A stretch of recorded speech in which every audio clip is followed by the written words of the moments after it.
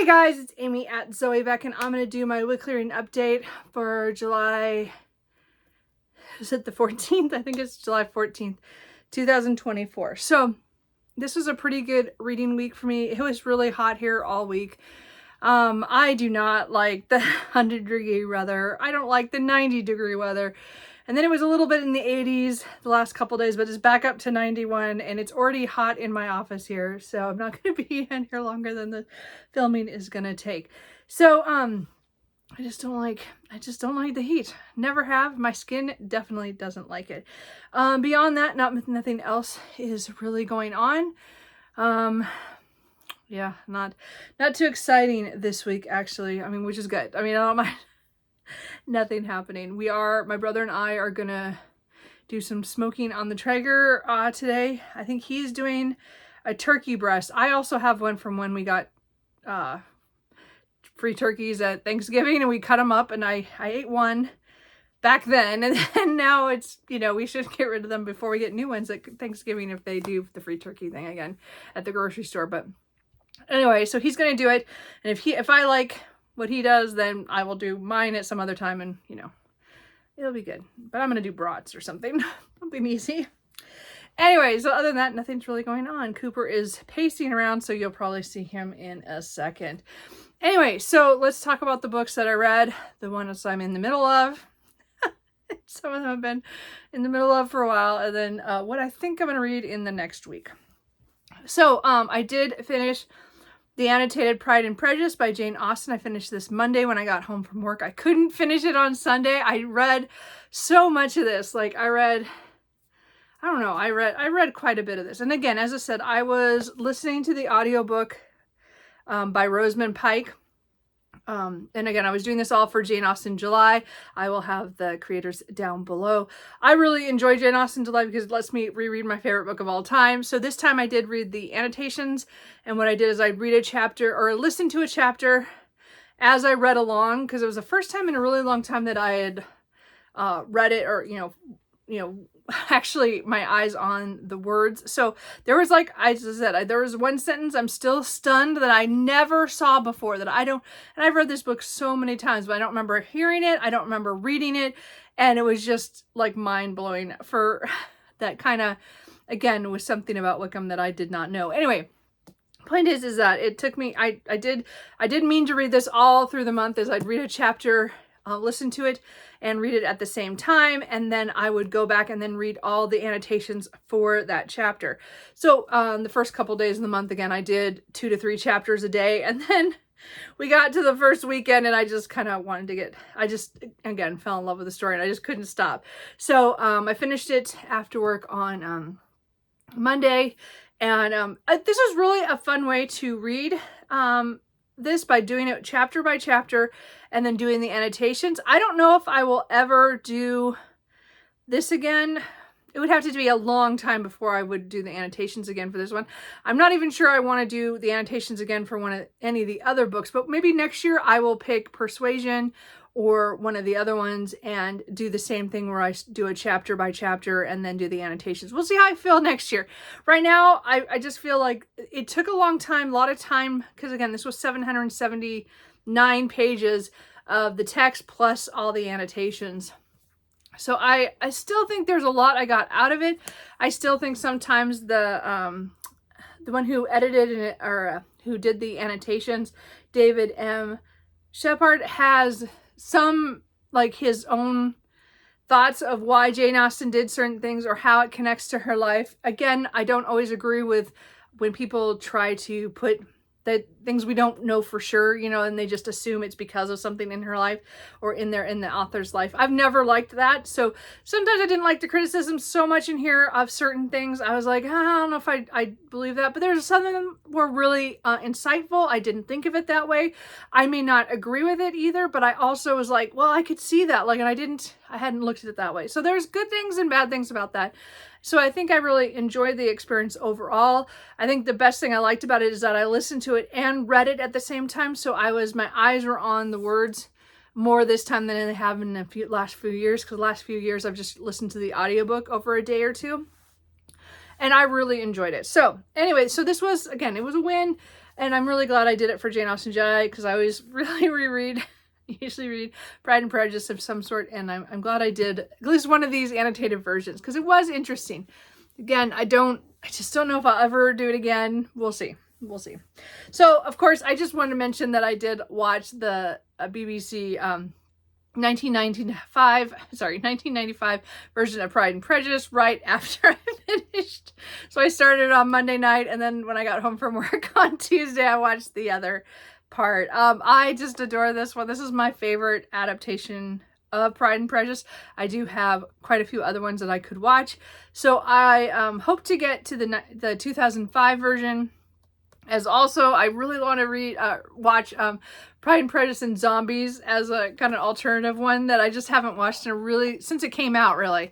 And I bought it last year and I didn't get to it, so I do want to try to watch that. But I did watch one, so I did. Well, I knew I was going to watch that at some point.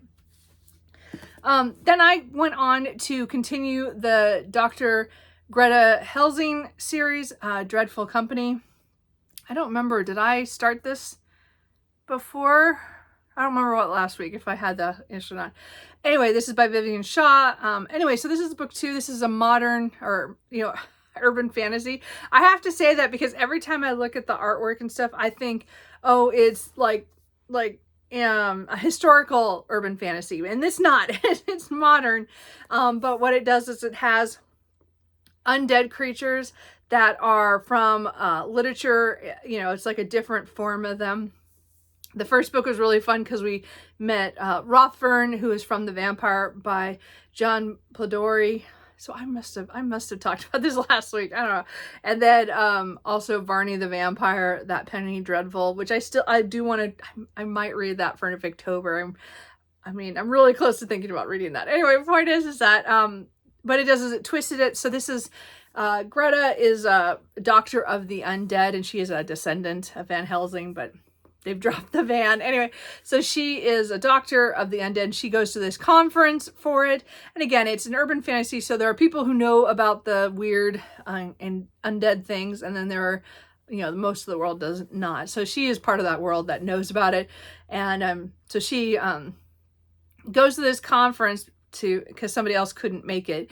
And she is then kidnapped because of somebody she knows, and just being there, and it's her adventure, and then her friends who are trying to find her, and they're trying to figure out what's going on because bad things are happening in Paris during this conference, or during this time period.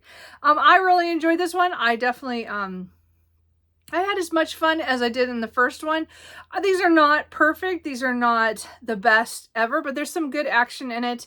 And I find them a little funny because it has these undead guys who are undead creatures who, are in the modern world, and they're like, they know about the modern world and they're dealing with it, but they have annotated, they have their old views of certain things, and they're trying to remind themselves, no, I can't do that. And then I really liked it. So this is a trilogy, and then there's a novella that comes afterwards that just came out. So I do want to get to book 3, hopefully in the next month or two, and then pick up the novella. I think it's only on ebook though, so I will get that. But I'm really enjoying this urban fantasy series just because it's kind of quirky. It's not perfect. It's not going to be like a favorite, but I'm enjoying it. So I did finish that. And then because Barnes & Noble is having a pre-order sale right now. And so there's a couple books that I wanted to try to get to before the next pre-order sale, which again, here it is. Now I'm like, oh, I'm not sure I'm ready. So there's a couple books that have books coming out later this year or early next year. But I have the first book in the series. So I thought, well, maybe I should read those. And I probably should have focused on that and done that better, but I read one of them. And that was The North Wind by Alexandria Warwick.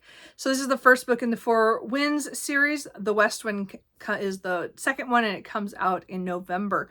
So I read this. This is a fantasy romance following Ren, who is in a town where, or in an area where winter is really encroaching, and it's pretty much killing off the land. and she is trying to provide for her and her twin sister, and she goes out to the wilderness and then brings back food and stuff. So and there's danger out there because these things called the dark walkers that could, kill them.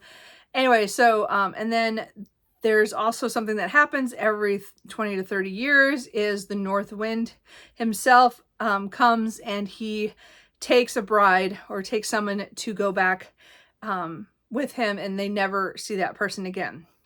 So she pretty much sacrifices herself so her sister is not taken, and then it's her her journey of what happens in this. This is supposed to be Beauty and the Beast retelling, which I do see that I see those things. The beats of that are different, but it is in there. It also says it's kind of Hades and Persephone, and I don't see that as much in here as maybe I was expecting. I don't think that was. I think it's very, very light. I could see where maybe that was taken from, but I also think, I don't know if I would have really called it that. So, Ren is definitely a rough character. She's not someone I want to root for her. I want her to, figure out what she's doing, because again, she is forced to help, the North Wind, or Borealis, who is the king of the North. And, she has to help him, and, she doesn't want to. And this is really enemies to lovers. She wants to kill him so that she can go home. And I don't want to give away too much else from that, but I liked it, but I did not love this. So I think I will still get the second one, because I was intrigued enough because of what happens to him, that character in this book, that I want to know how that will relate to the next book. So I'm kind of curious to see how that goes. I thought the enemies to lovers part of that was, I think that part was pretty well done. I got really kind of frustrated with Ren because of some of the things she would think or do. And again, we were all in her perspective. So this is all first person from her point of view, which I think in some ways kind of made it hard to like her in certain instances, because you're just shaking your head like, oh my gosh, really? But also you understood there's a lot of stuff in her past that it makes sense why that happened. Like, I'm not saying it wasn't unrealistic for her from what her character is doing. I just got kind of tired of certain things that she would do or say, that you're like, really? Are we over this yet? No. So I thought it was okay. I didn't love it as much as I was hoping for this fantasy romance. I think the world building was fun. It was different, very bleak in the North, but there was some little twists and things in there that was kind of interesting. I feel like there was a lot of lost opportunities in certain things and certain places we could have gone. I think it just, it didn't go really the way I thought it would. And I'm not saying that that's completely bad, but I'm just saying that there are certain things that I was like, oh, you could have really done that, or you could have gone and done that, it just, I think for how long it is, which was, this one was, 440 pages. There's so much that could have happened that didn't. And again, so I did like the end. I did like the way it all came together. And again, these are standalone books that are in a series that follow the four winds. So as I said, the next one will be with the West Wind. So I'm curious on that book. And again, I don't know anything about the other two guys, so who knows how that's gonna go. I don't know. I can't even remember now what the comp for the West Wind is. Which fairy tales from that. I can't think right now. But anyway, so as I said, it was I liked it, but I didn't love it, so it was like, yeah. I mean, it was okay. I mean, it was a fun time. It just wasn't as compelling as some other books that I've read recently. I guess that's what I want to say. I really, really loved this book. It's just really funny. Not like a 5-star read, but I really enjoyed just the ride of this. This is Masters of Death by Olivia Blake. I haven't read anything from her before. I was never really thought I'd ever pick up the Atlas 6, but now I read this and I'm like, I might pick up the Atlas 6. I found this so funny, but it was like a hard start. Like, you have to get into it. There are really a lot of characters. There's a lot of perspective changes, and you have to kind of cat you kind of have to sink into it to get it. And I listened to the audio for this, and I read along with it because I had started this physically a couple months ago. I read the first 40 pages, and I just read it in one day, like I was one evening, and I just read a little bit of it. I'm like, oh, I don't know. And then I got distracted the next day with something else. So I never came back to it. It wasn't as, like I was like, I would have continued on. I got distracted by something. But this was, but it was after I just got a little bit beyond that, yesterday. I just started it because I had the audiobook from Libby, and it was going to go away, like Monday night or Tuesday. So I thought, okay, I need to try the audiobook and see if I want to, read it this way. And I started it yesterday morning, and I was like, oh, this is actually, it's pretty funny. And I mean, I could see the humor in it when I was reading it, but the audiobook was really well done. And I listened to it in the morning, and then I had to go do a few errands, and then I came back and caught some sprints of and I listened to most of the rest of this. I got to about 81%. So then I think I had like 2 hours, a little bit over 2 hours left after that. And then after dinner, I just kind of listened to it and finished it. I haven't said what this is about. This is about, well, the core plot is there's Vi, who is a vampire, and she is trying to sell this mansion in Chicago on the lake, and she can't sell it because there's a ghost, and he won't leave, and so she is trying to figure out what is going, like how she can help him move on, because he just doesn't want anybody else to live in his house. And so she's trying to figure out, and he had been murdered. So it was, so she wants to help him pass on. So she asks her other creature friends, there's demons and werewolves and some other things. And she finds out that there is somebody who can talk to the dead, a medium. And so she gets his help, kind of reluctantly his help, and then he has his own story of things going on with him because he is the godson of death, and there's this whole other thing going on. So then it kind of meshes with what's going on with her and the house and the ghost, and has to do with Fox, who is the godson of death, and all this stuff going on with him. And this was really interesting because even though it says there is a game that the immortals play, there's only one rule: don't lose. Is it on the back here?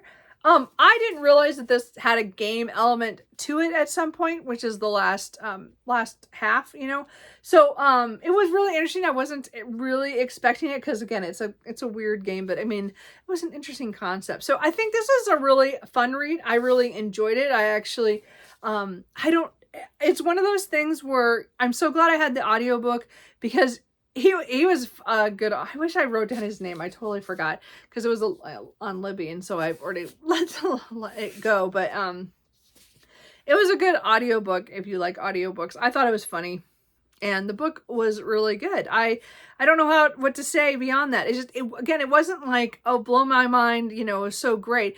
But I had a lot of fun, and I did this all in one day, which as I said, I don't typically read a whole book in a day. It's just not the way I read most of the time. Most of the time I read, a book, I finish something and then maybe I'll start something, but I didn't mean to read it all in one day, but it was so good. I mean, it was so much fun. It was a lot fun. It was a lot more fun than I thought it was going to be from when I tried it the one day. And I bought this kind of on a whim when I had a sale or something, or I had rewards at Barnes & Noble. I don't remember why, but it was last year or something. So anyway, or was it earlier this year? I don't remember. I bought it and I read it, and I'm so glad I did. That was a really good read. I'm really glad I read that. Because that was, and now I'm not sure, do I want to read the Atlas 6 or not? Because I've never really been attracted to that. But now I'm like, well, I might give her another chance and try to read that. So we'll see. If you've read the Atlas 6, let me know if I should. Okay, so then the books that I'm in the middle of, I did also start yesterday, Ambush or Adore by Gail Carriger. This is my last book in the Parasol Protectorate universe. This is the last of the Delightfully Deadly novels. This is the one that does take place after the Custard Protocol series, so you don't want to read it before that. So I only read the first couple chapters. I only read the first chapter, which was 22 pages. So this is 200 pages. And it's really kind of recapping who Agatha's past, as well as Pillover, who is characters from the Finishing School series. So the Delightfully Deadly, the 3 novellas in that series follows some of the characters from the Finishing School series, which is a YA series. So this is when they're much more older and adults. And this is actually takes place many decades after. So they are not young. They are like, I would say they were in their either late 40s or early 50s. I don't know. I haven't figured out their actual age yet in this, but they're, it's been, they're both, have always, known each other's there, but she is a spy and he is, kind of a failed evil genius. It's funny. Anyway, it's their historical, steampunk urban fantasy. So it's alternate history. And as I said, Agatha has been a spy for like 40 years and Pillover has been, he is, I think he's at Oxford or something. He's at one of the colleges, and, it's just, and he is really big into Latin and stuff like that and translating. So, I think something happens where she gets back, from something, and I think she goes to stay with him to kind of keep out of the way, or to no one's supposed to know where she's at, I think, and then I think things will happen. I don't know. It should be a cute little love story. I just want to finish out the whole Parasol Protectorate universe, and that is the last one. So I'll let you know more about that next week. I did pull off my shelf the Vampire and Other Tales of the Macabre. So I read The Vampire earlier this year because of the Dr. Greta Helsing books by Vivian Shaw. So I have read that. And then I think there are 13 other tales in here from the early 1800s. So I'm going to try to read them in the next few days, the rest of this month is try to get through them. I already read the next one and I DNF'd it. I got like partway through and I'm like, no, I can't do this one. So I'm going to try to get through this. If I decide that this is not the collection for me, I'm going to go back into Goodreads and take off this book and then find a version of just The Vampire. Because I did really enjoy The Vampire. I mean, it was weird. But I mean, I've read that one, and that was the only one in here that I was like really, that I wanted to read. So I don't know. I might just DNF the whole collection, because I'm not a big short story reader. A lot of these are between 8 and 25 pages for each story. And again, these are written in the early 1800s, so they're not all like they're very descriptive, but not much dialogue. So I don't know. We'll see how that goes. So I do want to make a decision about this week. Hopefully I will read a couple more and decide if I want to do the whole collection or if I just want to DNF it. So we'll worry about that later. I am going to try to read some of Jane Austen's letters and stuff in this illustrated version. I didn't read very much last week. I think I got, page 22. So I do want to get back to this now that I finished my Pride and Prejudice reread. So that'll be my other thing for Jane Austen July.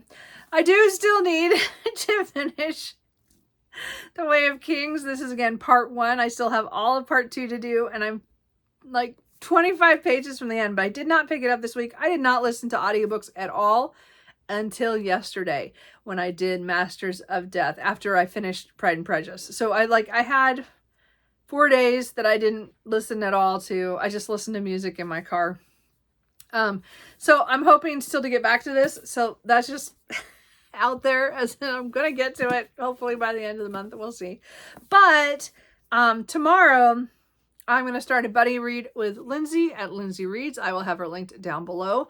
And we are going to read Ivanhoe by Sir Walter Scott. So this actually, I can't remember when I did look this up, and now I've like gotten...